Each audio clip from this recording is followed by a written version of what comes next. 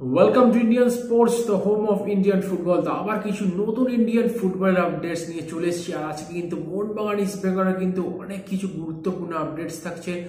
তো ভিডিওটা শুরু করার আগে রেগুলার যেটা বলে থাকি, যারা আমার চ্যানেল নতুন আছো বা ভিডিওটা দেখছো তো প্লিজ চ্যানেলটা সাবস্ক্রাইব করো, এমনি কিন্তু অনেক আপডেটস পাবে। তো চলো ভিডিওটা শুরু করা যাক। তো প্রথমে যেটা দিয়ে শুরু করবো সেটা কিন্তু মোহনবাগানের আপডেট। তো হিউগো বোমাসকে নাকি ছেড়ে দিতে চলেছে মোহনবাগান ম্যানেজমেন্ট। তো এটা কিন্তু অনেকদিন ধরে শোনা যাচ্ছে, বাট এখানে কিন্তু ম্যানেজমেন্টের দু তরফ, এক তরফ কিন্তু চাইছে যে হিউগো বোমাস থাকুক, আর এক তরফ চাইছে হিউগো বোমাসকে ছেড়ে দেওয়া হোক। তো ছেড়ে দেওয়ার এই কারণ হলো, যাকে আনা হয়েছিল যে পারফরমেন্সের জন্যে, তো সেই পারফরমেন্স কিন্তু তিনি এই সিজনে দিতে পারছেন না। তো সেই জন্য কিন্তু ম্যানেজমেন্টের 50% চাইছে তারা যাতে একে ছেড়ে দেওয়া হোক। বাট এটা কিন্তু আপাতত কনফার্ম নয় যে হিউগো বোমাসকে মোহনবাগান ম্যানেজমেন্ট ছেড়ে দেবে। বাট যদি মোহনবাগান ম্যানেজমেন্ট হিউগো বোমাসকে ছেড়ে দেয় তো এটা কিন্তু সব থেকে একটা বোকামির কাজ হবে। আর অন্যদিকে আমরা কিন্তু সবাই জানি কি, হাবাস কিন্তু নতুন কোচ হয়েছে। এর আগেও কিন্তু হাবাস এটিকেতে ছিল, তারপরে কিন্তু জুয়ান ফার্নান্ডো ছিল। তো জুয়ান ফার্নান্ডোকে তো গুড বাই জানানো হয়েছে। তো নতুন কোচ হাবাস, তিনি কিন্তু কিছু বিদেশির নাম জমা দিয়েছেন। তো যা শোনা যাচ্ছে তার মধ্যে কিন্তু একজন স্প্যানিশ বিদেশি আর একজনের নাম জানা যায়নি। তো এই দুটো প্লেয়ারকে নাকি তিনি রিক্রুট করেছেন।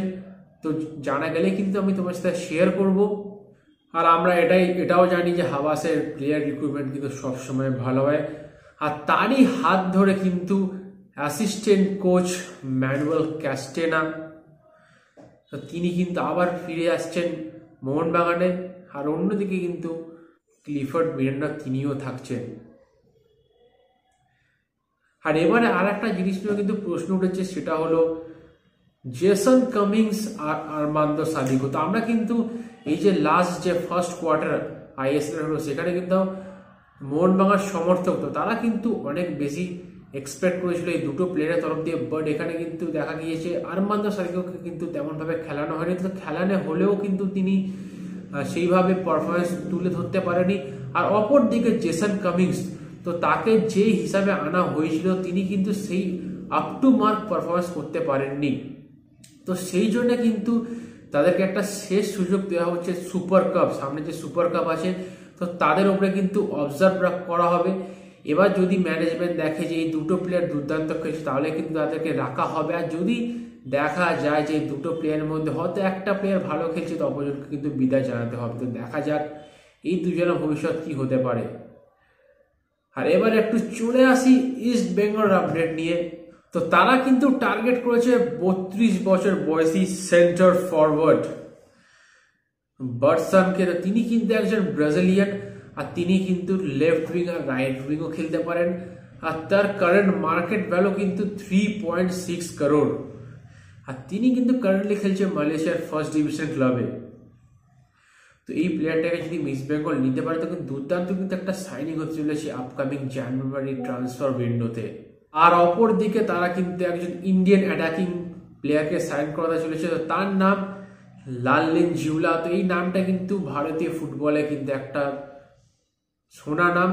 তো তিনি কিন্তু কারেন্টলি এখন খেলছেন আইজল এফসিতে, আর তিনি 11 ম্যাচে 9টা গোল করেছেন। তো তার উপরে কিন্তু টার্গেট রেখেছে ইস্ট বেঙ্গল। তো যদি এই দুখানা টার্গেট ইস্ট বেঙ্গল অ্যাচিভ করতে পারে তাহলে কিন্তু দুর্দান্ত সাইনিং হবে।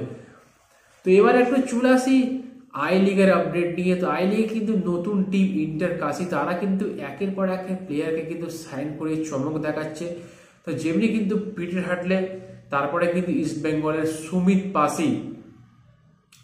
তো এবারে কিন্তু আরেকটা ফরওয়ার্ড প্লেয়ারকে তারা সাইন করেছে, তো তার নাম কিন্তু ফ্র্যান গমেজ। তো তিনি কিন্তু একটা স্প্যানিশ প্লেয়ার, আর তাকে কিন্তু 1 বছরের লোন ডিলে আনা হয়েছে।